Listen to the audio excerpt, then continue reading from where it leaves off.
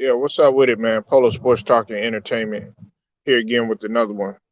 Be sure to hit that like button, hit the subscribe if you're not a member of the channel, and also hit the notifications so that you're able to get each and every one of my videos. I want to talk about Scott Williams right now, former Bulls player, part of the championship run in the early 90s. And, Scott Williams, he went out on record to basically say that he's saddened about what's taking place between the whole fiasco between Michael Jordan and Scottie Pippen, and really is what Scottie Pippen has been saying and going on record to say.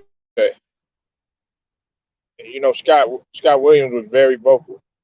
Now, Scott Williams, man, I always looked at this guy, man, as a constant professional, man. He went out there and he battled.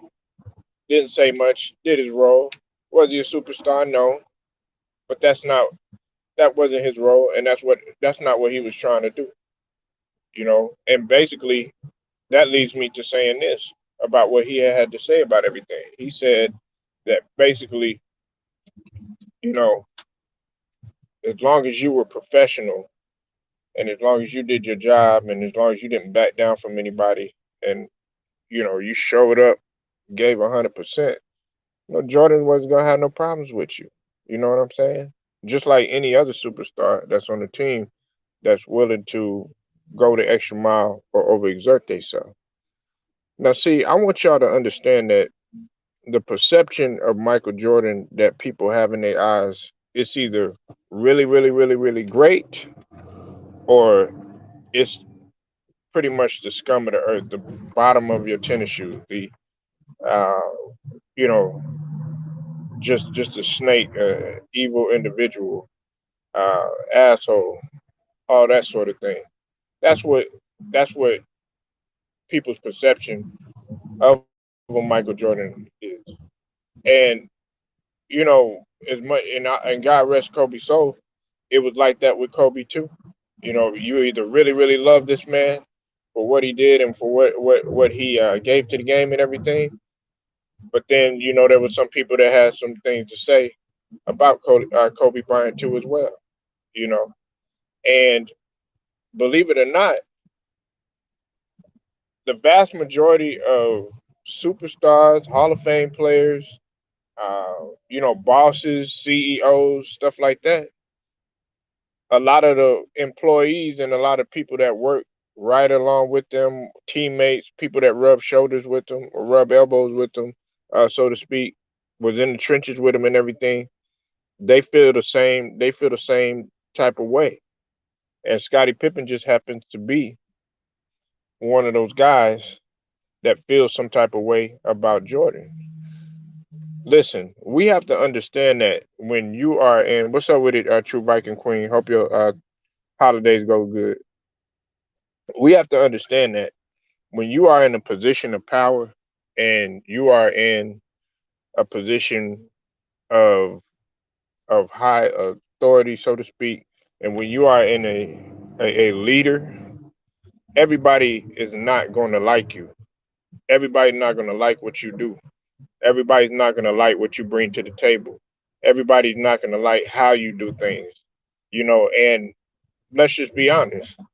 Michael Jordan's appreciate it, True Viking Queen. Michael Jordan's leadership style wasn't liked by everybody. What's up with it, Jelly Bean? I see you in the building. Y'all go subscribe to Jelly Bean for 2080. Always bringing video game expertise, and is also a boxing knowledgeable on boxing too as well. Salute to you, Jelly Bean. Now the thing about it is that we could sit up here and they could talk about Michael Jordan punching Steve Kerr, which is what the media is going to drive, and perpetuate everybody into thinking and put this vivid image of Michael Jordan. Like, listen, there's there's a lot of stuff that goes on between teammates, guys punching each other, guys getting into fights over practice, guys fighting over females, uh, guys fighting over money, guys fighting because you didn't give him the ball where it was needed to be. Guys, listen, but the media just don't talk about it for everybody. It might be between just two regular teammates that really aren't superstars or Hall of Fame players or what have you, and they just happen to be role players. They might have gotten to a scuffle, but the media is not going to talk about that. They're not going to shed light on that. But because it's Michael Jordan, and because he is that Hall of Famer, he is that alpha, he is that guy that everybody sees, and a lot of people eyes as the GOAT or the greatest of all times in many eyes. It's going to be magnified, and it's going to be taken to a whole nother stratosphere in terms of how you look at it. See, Scott Williams actually came up and basically told people that every time he gets in touch with Jordan, guess what? He responds back to him. Every time he needed Jordan, guess what? He responds back to him. But see, the perception about Jordan is that, oh, he didn't want to do this, or it's just pretty much all negative about him and stuff like that. And listen, don't get me wrong. He's not very liked by a lot of people, and I understand that. But the one thing that you can't sit up here and do is we can't sit here and be from the outside looking in, acting like we know the whole full entire course of each and every relationship with each of those players. You know, it's easy for us to sit up here and judge a guy and not knowing what truly transpired. Now we could go by the sources and we could go by people that were right there, in the action, that were in the locker room, and stuff. But 9 times out of 10, a lot of people, believe it or not, they go off of straight biasness. You know what I'm saying? And listen, there's a lot of people that might not like Michael Jordan for the person, but because another person feels strongly about Michael Jordan and the way that he is, guess what they're ready to do? They're automatically ready to, cast the first stone and throw stones and do everything they can to excoriate him just because they might not like him. You know, some people they feel like, okay, well, I don't like you as a person, then I don't like you as a basketball player, or I don't like you as a person. I don't like the job that you do, and it really shouldn't be like that because not everybody feels that way. What's up with it, Matt Moses? I see you in the building. Not everybody feels that way, and I got a good one coming up later on some football, Matt Moses. Hopefully you pull up. If you don't, you don't. If you do, you do. Don't matter. Still, we're gonna talk about it anyways. Look, I'm gonna tell you like this, okay? If you are willing to take your biasness out of a particular player, and your feelings out of aside from a particular player, you'll look at that player and analyze everything much much different than okay, looking at that player and you're just judging his personality. You understand what I'm saying? Like you have to be able to, okay, look, I hate this guy as a person, but as a basketball player, he is phenomenal. Sometimes you got to be able to separate that too. But see, some people don't know how to do that. There's people that hate absolutely can't stand LeBron, right? They can't stand him as a person. They can't stand him from what people have said about him, what they've heard and everything. So guess what? They automatically apply that to his game. They automatically are ready to judge and dictate him, judge and dictate. dictate his game based on how he is as a person. And you have to be able to separate. You have to be able to separate the two.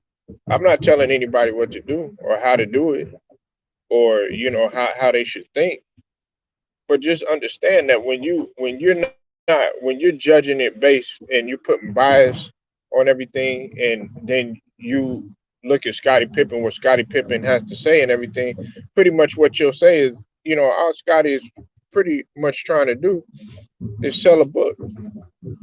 Because if you felt some type of way, back then, you're in the presence of Michael Jordan every single day. You're in the presence of your teammates every single day. Why not go ahead and say all of this stuff and get it out on the table and everything? You know, that's the man that you're in the trenches with every single day. That's the man that you probably know a lot more about than anybody else does.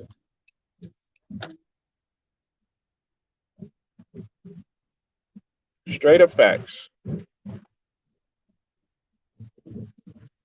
But no, what we do is we tend to sit here and we constantly ride on what a person says, or what a person does, or how a person feels.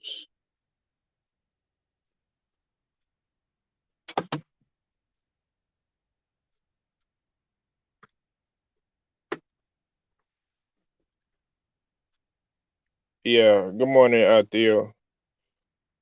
I appreciate it, man. Nah, well, yeah, I know, but no, I mean, LeBron was just coming in as he was a baby. You know what I'm saying? He was a baby. You know, he was a baby by then. Michael Jordan was a grown man when Scott Williams was playing, and Michael Jordan was at his absolute peak. And and believe it or not, there's a difference in the mindset when you first come in, as when you first come in at anything. You might come into a job and you're fresh and you're new to everything.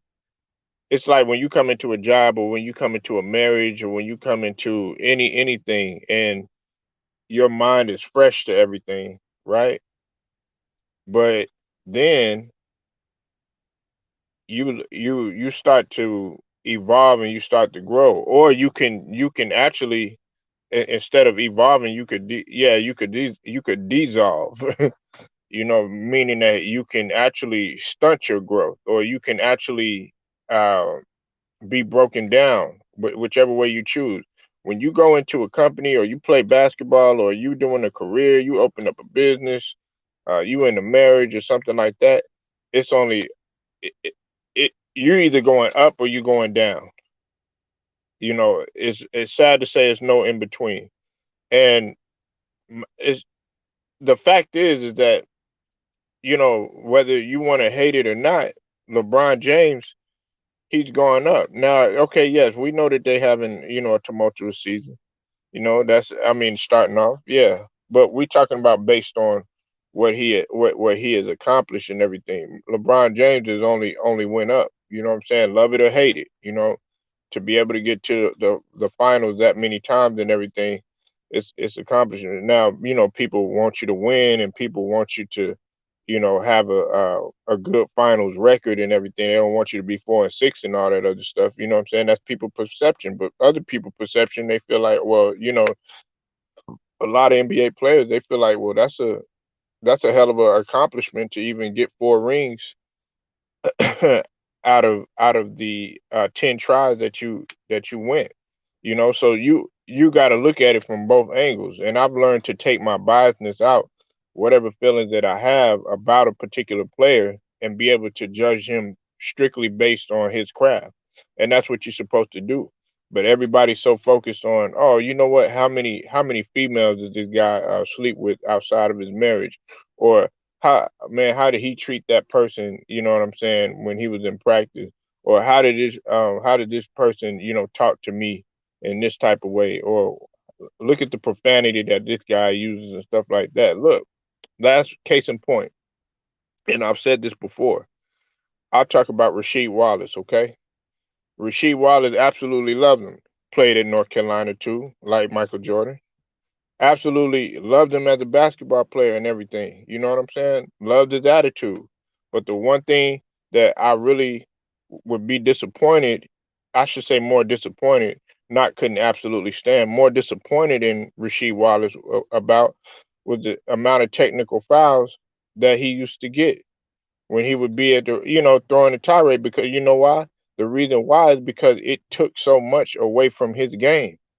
All those technical fouls and stuff and some of the ejections and stuff like that, he could have actually been on the court and took that energy and channeled it, and actually could have been a lot better and with the talent that he had, and that's just a point.